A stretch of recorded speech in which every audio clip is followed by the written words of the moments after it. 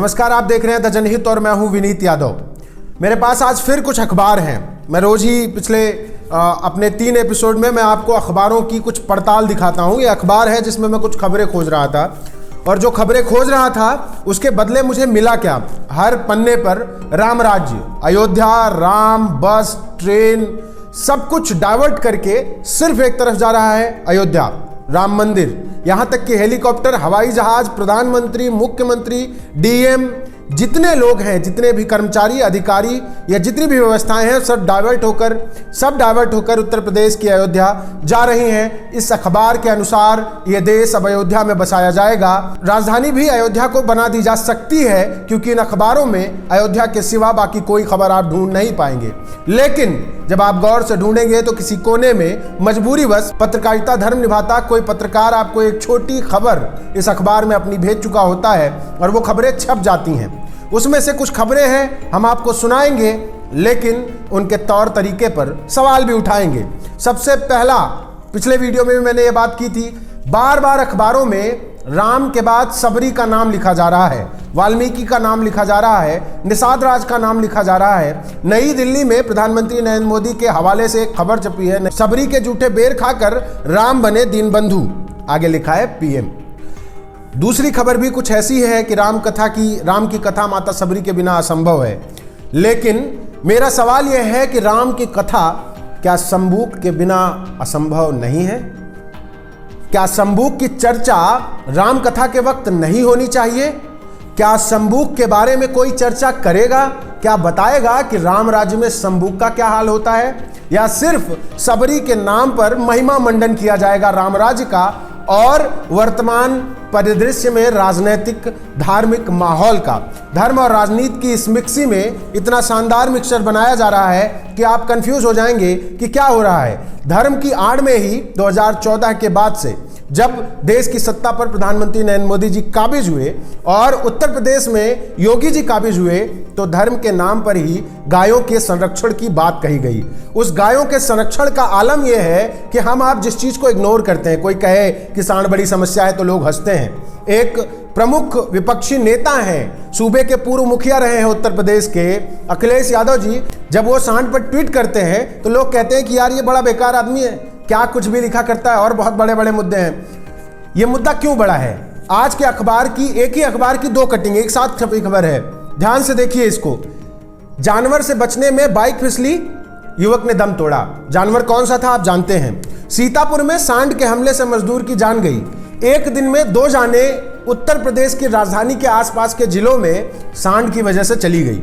अब आप बताइए, क्या यह बड़ा मुद्दा नहीं है? उत्तर प्रदेश में और तमाम जिले हैं जिनकी खबरें इन अखबारों में शायद ना हो, शायद हमारे पास ना पहुंची हो, लेकिन अगर उत्तर प्रदेश की राजधानी के आसपास रोज 2 मौतें भी सांड की वजह से हो रही हैं, तो सांड कितनी बड़ी समस्या है।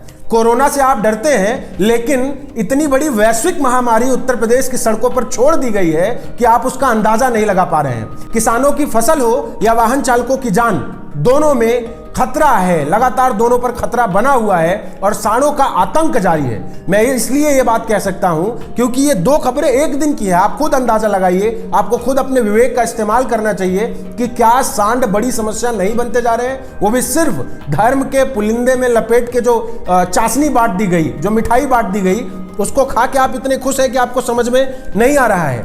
राम मंदिर तो बन रहा है, राम राज्य स्थापित हो रहा है, लेकिन देश में इस खबर की माने तो महंगाई पिछले 9 महीनों में सबसे उच्च स्तर पर पहुंच गई है। महंगाई दर में 4.7% की उछाल आई है और आप ये देखिए तो आपको समझ में नहीं आएगा, बड़ी छोटी सी खबर है, बहुत मायने नहीं रखती, लेकिन एक समय ये मायने रखती थी। 2014 के पहले जब चुनाव होना था तो माहौल किस बात पर बना था? भ्रष्टाचार, महंगाई, गैस सिलेंडर सस्ते करने थे, काला धन वापस आना था। उसी का नतीजा है कि आज महंगाई दर इतने ऊंचे स्तर पर है, इतने ऊंचे स्तर पर कि सरकार को जगह जगह टेम्पो खड़ा करके सरकारी कर्मचारियों से प्याज बिकवाना पड़ रहा है। उन टेम्पो में 25 रुपए किलो प्याज बेची जा रही है, इसलिए क्योंकि जो थोक महंगाई की दर है वो बढ़ रही है और जब थोक महंगाई की दर बढ़ेगी तो व्यापारी अपना पैसा कहां से वसूलेंगे? आम जनता से।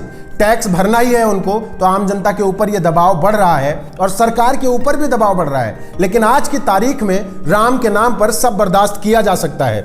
आज के अखबारों की एक बड़ी खबर यह भी है कि मायावती जी ने अपने जन्मदिन पर ऐलान किया है कि अब वो इंडिया गठबंधन के साथ नहीं जाएंगी। 2024 के चुनाव, लोकसभा चुनाव वो अकेले लड़ेंगी, अपनी पार्टी के दम पर लड़ेंगी, किसी का सहयोग न लेंगी न किसी को सहयोग देंगी। लेकिन 2024 चुनाव के बाद अगर उन्हें लगता है कि उनके पास लोकसभा सीटें हैं तो वो विचार करेंगी किसको समर्थन देना है, किसको नहीं देना है, उसके आधार पर तय करेंगी। लोगों को बड़ी उम्मीद थी मायावती जी से, लेकिन जन्मदिन के अवसर पर उन्होंने इन अटकलों को विराम दिया है। लेकिन अभी भी रास्ते खुले हुए हैं। एक कार्यक्रम था यादव महासभा का। ये जो दूसरी खबर है, पिछले 3 दिनों से अखबारों में लगातार यादव महासभा चर्चा में है। ये कौन सी यादव महासभा है, कौन यादव मंच के लोग हैं, इनकी हकीकत जांचनी चाहिए।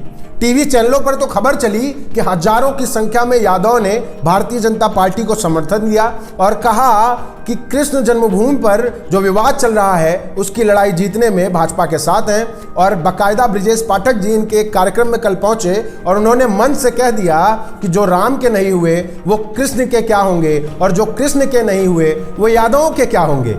मजे की बात यह है कि ये जो व्यक्ति उस मंच से ये बात कह रहा था वो यादवों का कितना हुआ। लगातार भारतीय जनता पार्टी पर आरोप लगता है कि यादवों को चुन चुनकर उत्तर प्रदेश में मारा जा रहा है, परेशान किया जा रहा है, प्रताड़ित किया जा रहा है। और ये मैं नहीं कह रहा हूं। 2 दिन पहले यादव महासभा के साथ बैठक में योगी आदित्यनाथ जी ने खुद कहा कि हम प्रताड़ना रोकने की कोशिश करेंगे, हम आदेश देंगे कि प्रताड़ित न किया जाए। इसका मतलब कहीं ना कहीं योगी आदित्यनाथ जी स्वीकार कर रहे हैं कि उनकी सरकार में यादवों को टारगेट किया जा रहा है। तो सवाल यह है कि यादवों का कौन हुआ, यादवों का कौन हुआ, कृष्ण का कौन हुआ, और कृष्ण के नाम पर राजनीति की रोटी सेकने वाले कौन हुए, और वो कृष्ण का मंदिर क्यों बनवाना चाहते हैं। उस कार्यक्रम में मैं भी गया ये जांचने के लिए कि आखिर हकीकत क्या है।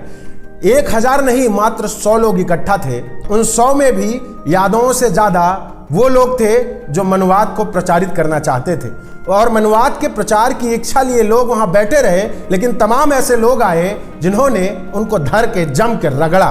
तमाम लोग उसी कार्यक्रम में सवाल पूछ रहे थे कि आखिर मंदिर बन रहा है तो शूद्रों की स्थिति क्या होगी, शूद्रों को शिक्षा दी जानी चाहिए कि नहीं दी जानी चाहिए, शूद्रों को शिक्षा नहीं मिलेगी तो उनकी स्थिति क्या होगी, पढ़ेंगे लिखेंगे नहीं तो हिस्सेदारी कैसे मांगेंगे। उन तमाम लोगों ने जो उस मंच तक पहुंचे थे उन्होंने इस पूरे एजेंडे को फेल किया। लेकिन उस फेल करने के पहले अखबारों ने खबर बना ली थी, क्योंकि ब्रिजेश पाठक जी, योगी आदित्यनाथ जी, सरकार का ये सीधा सीधा संदेश रहा होगा कि खबर हमारे पक्ष में छपनी चाहिए। पाठक जी पहुंचे, 5 मिनट बोले, निकल लिए, उतने की ही खबर है। उस पूरे दिन के कार्यक्रम में बाकी खबरों को मीडिया चबा गई, और इतने कायदे से चबा गई कि आप उसका अस्तित्व टॉयलेट में भी ठीक से ढूंढ नहीं पाएंगे।